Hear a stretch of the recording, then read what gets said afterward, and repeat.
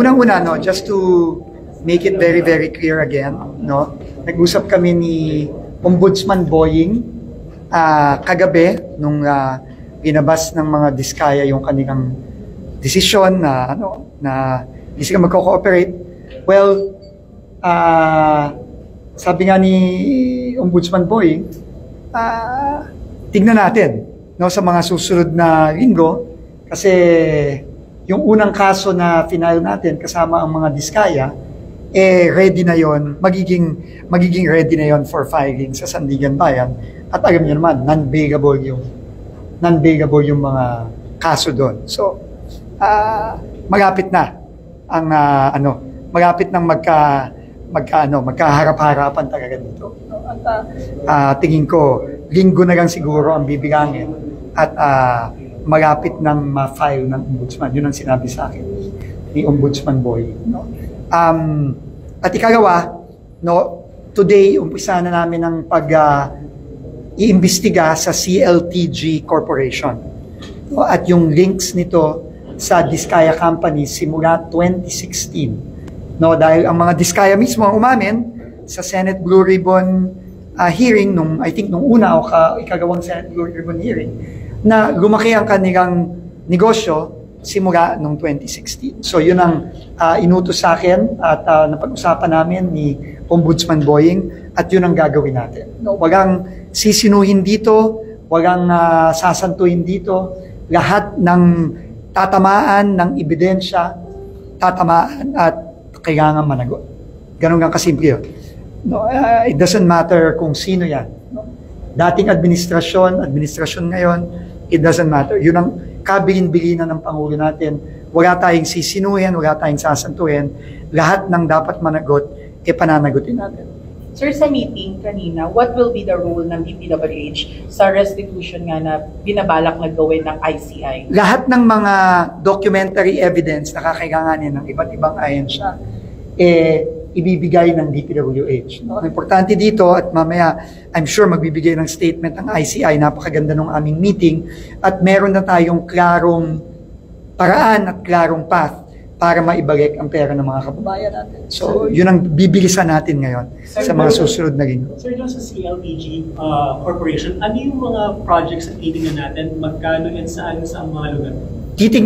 Titignan natin lahat ng mga proyekto na involve ang Diskaya na may involvement dun sa CLTG Corporation na sinasabing konektado kay Senator Bongo.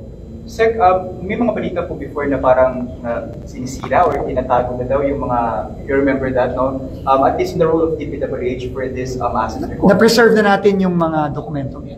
So si Yusek Ato Bisnar na-preserve na yung mga dokumentong yan. At in fact, matutuwa yung media dahil sa mga susunod na araw, susunod na linggo, i-launch na yung transparency portal na nandyan lahat ng mga proyekto mula 2016 hanggang 2025. Kumpleto na yung mga dokumento. Sabi niyo sa kanina, wala nang possibility na yung Diskaya Corporation maging state business. Hindi ko sinabi yun. Wala akong sinabing gano'n. Ang sinabi ko, kung ayaw nila mag-cooperate, decision nila yun. Pero hahabulin sila ng ombudsman to the full extent of the law. And lahat ng kailangan ng ombudsman mula 2016 hanggang 2025 na kontrata ng mga Diskaya, ipoprovide natin sa ombudsman at lahat ng kanilang kailangan, ibibigay natin sa kanila. Sir, will we conduct inspections dun sa projects ng CLTG? Yes, of course. No? Pagka na-identify na natin yan, definitely magkukonduct tayo ng mga inspection. Ang importante ngayon, i-identify natin ano yung mga proyektong yun.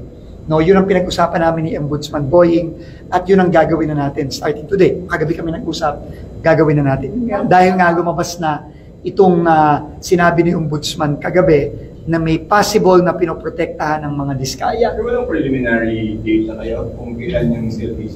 Hindi ko clearly yan, nung 2016 onwards yan.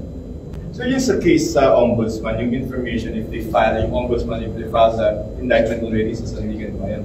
I'm sure we timetable to extent. When yung first complaint nyo, ang issue? Ang sabi sa akin ni Ombudsman Boying, yan ang uunahin niya at malapit na yan dahil nga Kailan ba namin final? September. Mid-September. Second week. Mid-September namin final yan. So, ano na yan, no? Umaandar na yan. Yan ang unang-unang ipa-file. Thank you. Sir, last one. Sige. Sabi niyo sa CLTG, iimbestigahan siya dahil nga sa advice din ni Ombudsman Yes. Remulla. Pero sa inyo as DPWH, wala ba kayong nakikita na from the very start na red flag talaga ng CLTG? Titignan natin, kaya nga, titignan natin ngayon, no?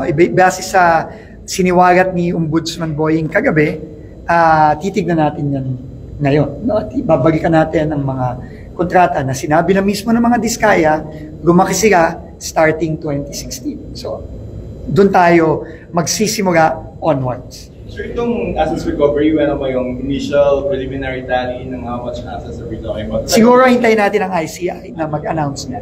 They will announce it. Hintayin natin sila. Ongoing pa naman yung meeting. Pero very clear na yung direksyon. Sa uulit-ulitin ko, sabi ng Pangulo, kailangan mabilis natin maibalik ang pera ng taong bayan. At dahil sa meeting na ito na pinatawag ng ICI, very clear na yung direksyon. At tingin ko, klaro na rin na meron tayong mabilis na mga makukuha siguro in the next couple of weeks.